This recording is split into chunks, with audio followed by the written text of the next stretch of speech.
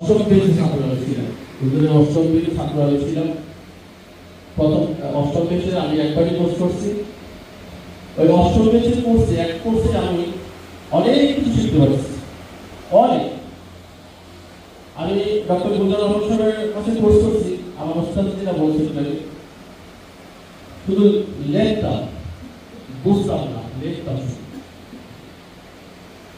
তো যখন একটু হুজুরের কাছে ক্লাস করলাম, আমি গুলজার সাহেবের কাছে যখন ক্লাস করি তখন ভাবতে যাচ্ছি যখন অনেক কঠিন, এটা আমার দ্বারা সম্ভব না। যখন ওনার সাথে ক্লাস করলাম পরে দেখলাম এটা পানি মতো সহজ।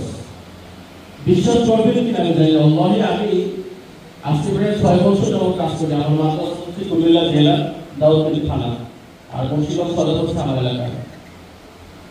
আমি এ পর্যন্ত কাজ করতেছি খুব সুনামের সাথে, আলহামদুলিল্লাহ খুব সফলতার সাথে। যত বড় জিনিস হোক না কেন, ইনশাল্লাহ আমি কাজ করতে পারি। একটা কথা মনে রাখবেন, ভয় নিয়ে কাজ করবেন না। যারা এখানে নতুন আছে